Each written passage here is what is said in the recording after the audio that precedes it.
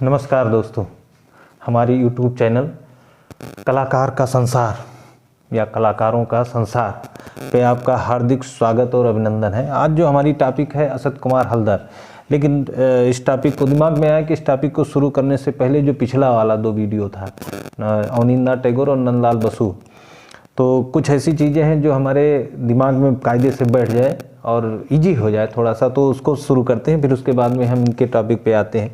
तो सबसे पहले हम तो बंगाल स्कूल का चल ही रहा है, तो बंगाल स्कूल की बात अगर हम करें तो जो बंगाल स्कूल की स्थापना या बंगाल शैली के जनक या कह सकते हैं वास शैली के जन्मदाता जो हमारे अवनी बाबू थे, तो अवनींद्रनाथ टैगोर के जो शिष्य हैं, प्रमुख 4 शिष्य या शिष्यों के रूप में उनको 4 स्तंभ के रूप में जाना जाता है। ये प्रश्न आता है कि अवनींद्रनाथ के जो है 4 पिलर्स यानी 4 स्तंभों में से कौन है, 4 प्रमुख शिष्यों में से कौन है, तो उसको देख लेते हैं। तो बंगाल स्कूल के जो जनक थे अवनींद्रनाथ ठाकुर, और अवनींद्रनाथ ठाकुर के जो 4 प्रमुख शिष्य थे, एक थे नंदलाल बोस और क्षितेंद्रनाथ मजूमदार,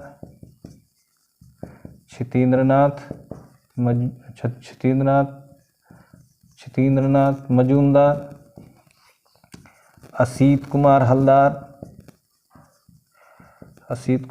हलदार और शैलेंद्रनाथ डे। ये तो हो गए बंगाल के अवनींद्रनाथ ठाकुर के 4 प्रमुख शिष्य जो 4 पिलर माने जाते हैं। तो अब इन लोगों का हम जन्म देख लेते हैं, क्योंकि जन्म अगर इकट्ठा याद हो जाएगा कि जन्म पूछ लिया जाता है कि किस कलाकार का कब जन्म हुआ, किस स्थान पर हुआ, तो यही देख लेते हैं। तो 1882 या 83 में नंदलाल बोस का जन्म होता है। कहाँ होता है? बिहार के मुंगेर में इनका जन्म होता है। क्षितेंद्रनाथ मजूमदार की बात करें तो 1891 में बंगाल में निमिटिया गांव में होता है। असीत कुमार हल्दर का जन्म 1890 में जोरासांको में होता है।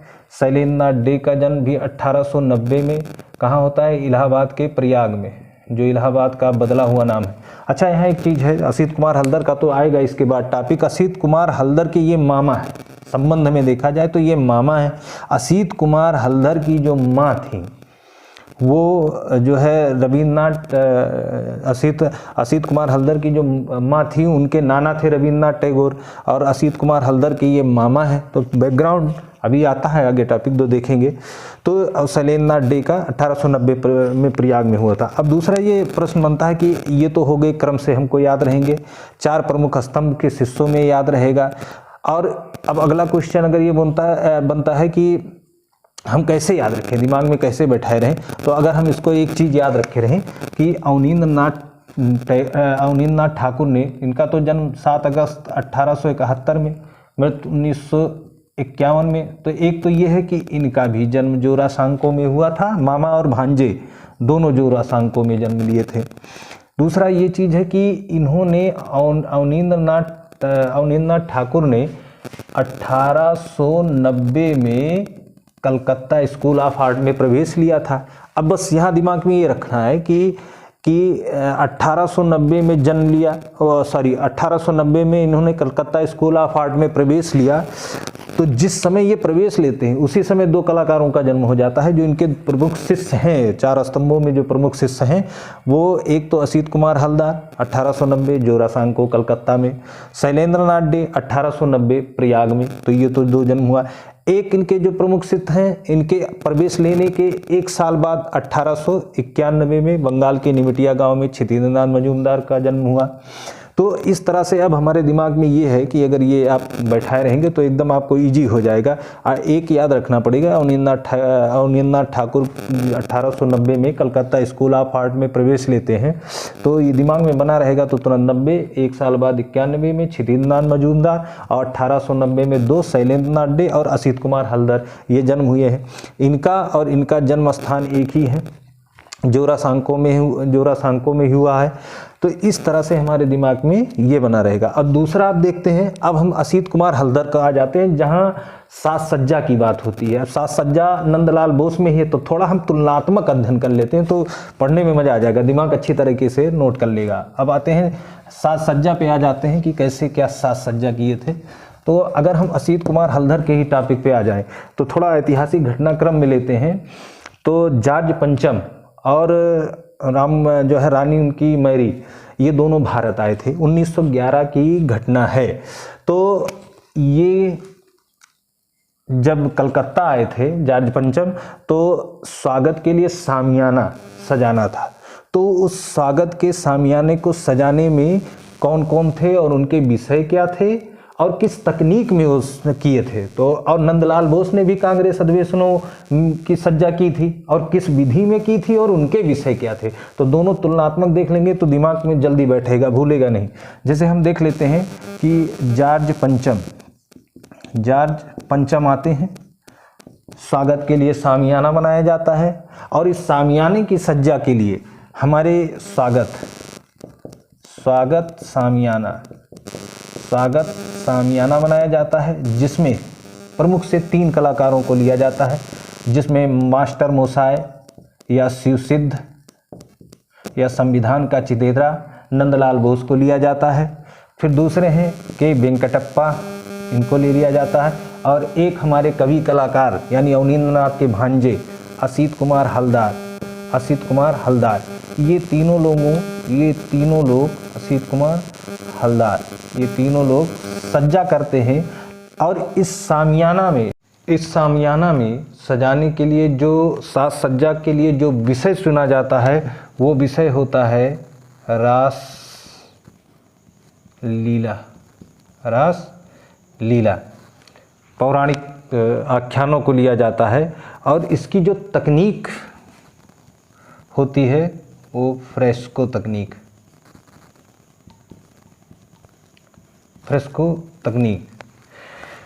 तो ये जॉर्ज पंचम, अब ये फ्रेस्को तकनीक से इसको साज सज्जा की गई थी। अब इससे जुड़ी हुई एक चीज़ और हम ले लेते हैं जो काफ़ी इम्पॉर्टेंट रहेगा।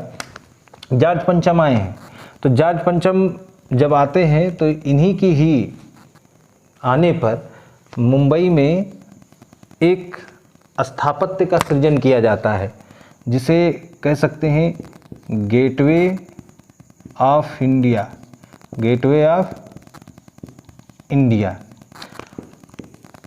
तो जॉर्ज पंचम के आगमन पर साज सज्जा हुई, ये भी आर्ट से संबंधित क्वेश्चन बन जाता है, पूछा भी गया है। फिर जॉर्ज पंचम के आगमन पर गेटवे ऑफ इंडिया, तो गेटवे ऑफ इंडिया, अब इससे जो दूसरा प्रश्न जुड़कर आएगा कि इसके वास्तुकार कौन थे, तो इसके वास्तुकार कौन थे? जॉर्ज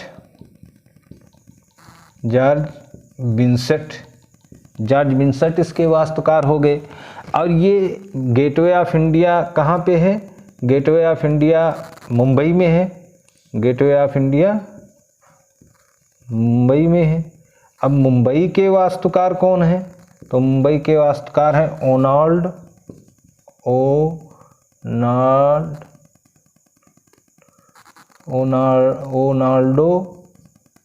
ऑक्सियर, ये मुंबई के वास्तुकार हो गए, ठीक। और ये गेटवे ऑफ इंडिया के वास्तुकार हो गए, तो इस तरह हम कंपैरेटिव स्टडी अगर कर लेते हैं कि आगमन पर ये घटना घटी, स्वागत सामियाना सजाया गया, इन कलाकारों ने मिलकर सजाया और इसका विषय रखा, इसकी तकनीक ये है।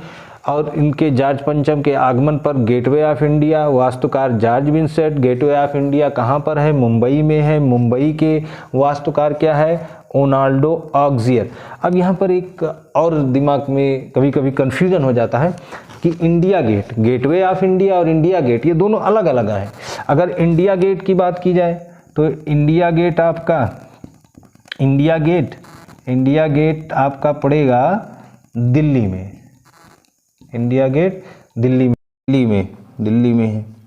अब ये देखना है कि यहीं पर हम ये कंफर्म कर लें कि इंडिया गेट के वास्तुकार कौन है और दिल्ली के वास्तुकार क्या है। तो इंडिया गेट के आपके वास्तुकार मिलेंगे एडविन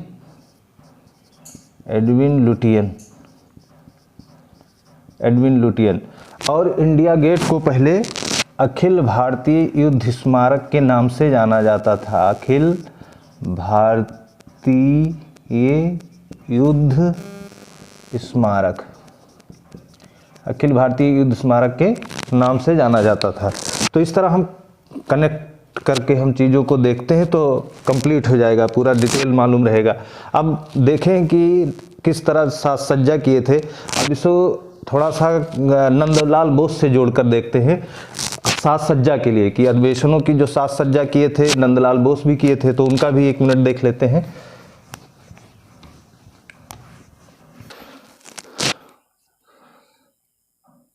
अब हम देख लेते हैं कि नंदलाल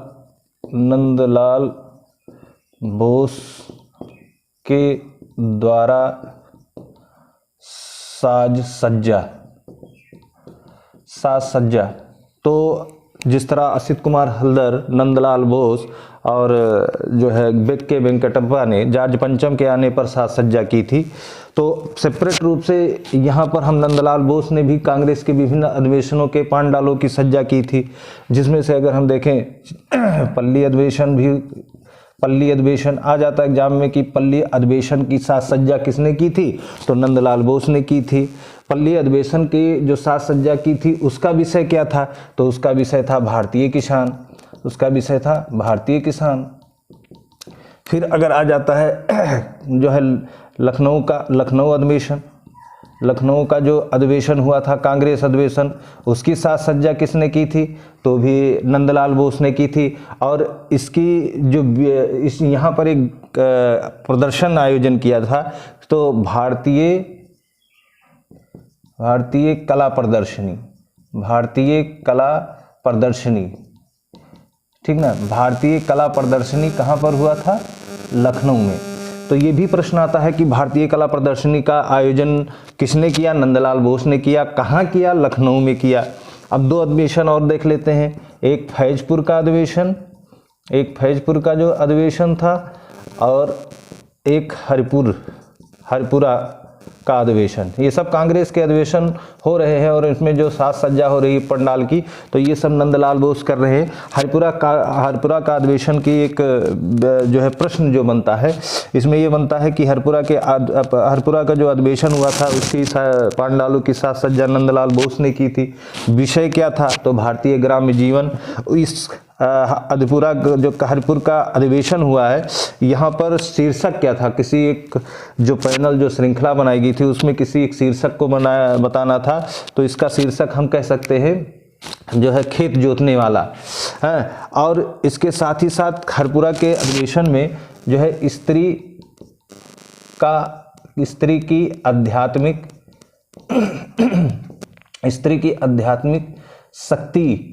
स्त्री की आध्यात्मिक शक्ति को भी उकेरा गया था नंदलाल बोस ने। अब हम देख लेते हैं कि एक और अधिवेशन हमने उस समय बात की थी अगले वीडियो में, कि पिछले वाले वीडियो में, कि 1946 में मेरठ में कांग्रेस का अधिवेशन हुआ था। मेरठ में अधिवेशन जो हुआ था उसकी साज सज्जा की थी ये 1946 में, तो उसकी साज सज्जा एक शंखो चौधरी ने की थी। तो इस तरह से हमें यहाँ पर भी अधिवेशन की साज सज्जा देख लिए, वहाँ पर असित कुमार हल्दर की साज सज्जा को देख लिया। अब इन्हीं से संबंधित, बंगाल शैली से ही संबंधित ये देख लेते हैं कि जो स्वतंत्रता आंदोलन हुए, जो है देशभक्तों के द्वारा हमारा जो आंदोलन चला अंग्रेजों के विरुद्ध, उसमें भी कुछ कलाकार भाग लिए थे। तो हम वो भी देख लेते हैं कि कलाकार कौन कौन से भाग लिए थे। इसमें फिर से आ जाते हैं हमारे नंदलाल बोस। नंदलाल बोस ने भाग लिया था। एक तो नमक कानून के विरुद्ध आंदोलन किए थे महात्मा गांधी, और दूसरा असहयोग आंदोलन। इन आंदोलन में हमारे नंदलाल बोस भाग लिए थे। और साथ ही साथ यहाँ पर हम देखते हैं कि नंदलाल बोस गांधी जी से ज़्यादा प्रभावित थे, ये थे। इसीलिए इन्होंने देखा था हमने कि जो दांडी यात्रा जो नमक कानून के विरुद्ध एक आंदोलन था गांधी जी का, तो दांडी यात्रा किए थे, तो इसका भी उन्होंने लिनोकट माध्यम में जो है कृतिकी बनाई है, तो ये इससे संबंधित हो जाएगा। अब यहाँ पर हम ये देख लेते हैं कि और भी दो आर्टिस्ट ऐसे हैं इम्पॉर्टेंट, जो उन्होंने भी आंदोलन में भाग लिया था। इनमें से दो नाम अगर हम देखें तो के.जी. सुब्रमण्यम और एफ.एन. सूजा। अब एफ.एन. सूजा है। अब इनका हम देख लेते हैं, इनकी डेट ऑफ बर्थ ये पूछा भी गया है, तो यहीं पर हमें ये भी याद हो जाएगा। 1924 में हुआ था और केरल में हुआ था, और इनकी मृत्यु जो है 2016 में बड़ोदरा में हुई थी। इनकी महत्वपूर्ण श्रृंखला है खाकी श्रृंखला, जो इनकी महत्वपूर्ण चित्र श्रृंखला है। और साथ ही साथ इनका जो है पुस्तक पूछा जाता है तो मूविंग फोकस। और इन्होंने 1942 के भारत छोड़ो आंदोलन में भाग लिया था। 1942 के आंदोलन में भाग लिया था। अब यहाँ 1924 है, इस 24 को हम पलट देंगे तो 24 का उल्टा 42 बन जाएगा, तो 1942 ये दिमाग में हम मेमोरी कर लें तो बना रहेगा। दूसरा एफ.एन. सूजा, इनका भी एक बड़ी कमाल की है कि जो जन्म 1924 में के.जी. सुब्रमण्यम का हुआ है, उसी समय इनका भी जन्म हुआ था 1924 में, लेकिन ये गोवा में इनका जन्म हुआ था। गोवा के सालीगांव में जन्म हुआ था। ये भी 1942 के आंदोलन में भाग लिए। तो इस तरह से अगर हम देखें, और ये के.जी. सुब्रमण्यम जो थे, ये भी विश्व भारती विश्वविद्यालय शांति निकेतन से जो है ये भी शिक्षा ग्रहण किए हुए थे। तो इस तरह से हम देखते हैं नंदलाल बोस नमक कानून असहयोग आंदोलन में भाग लिए, के.जी. सुब्रमण्यम 1942 के आंदोलन में भाग लिए, एफ.एन. सूजा भी 1942 के आंदोलन में भाग लिए। दोनों का जन्म डेट भी कितना है, डेट ऑफ बर्थ 1924 इनका भी है, 1924 इनका भी है। तो इस तरह से अगर हम कंपैरेटिव स्टडी करते हैं, जोड़ के देखते हैं, तो हमारे दिमाग और मेमोरी को बड़ी ही आसानी से समझ में आ जाएगा। तो अब हम देखेंगे अगली कड़ी में, जो नेक्स्ट कड़ी होगी उसमें हम असित कुमार हलदार के बारे में बात करेंगे। असित कुमार हलदार एक कवि कलाकार है, और ये अवनींद्रनाथ टैगोर के भांजे हैं, यानी असित कुमार हलदर के मामा हैं जो है अवनींद्रनाथ टैगोर, और असित कुमार हलदार की जो माँ हैं वो असित कुमार हलदर की माँ के नाना थे रविंद्रनाथ टैगोर। तो लगभग इनकी पूरी फैमिली ही कलाकारों से जो है कला से ही जुड़ी रही है। और ये चीज़, इनके पिता भी थे सुकुमार हलदर, तो वो भी कला में निपुण थे। तो हम नेक्स्ट वीडियो में असित कुमार हलदर के बारे में जानेंगे और पूरी डिटेल से उनके बारे में पढ़ेंगे। तब तक के लिए जय हिंद, जय भारत।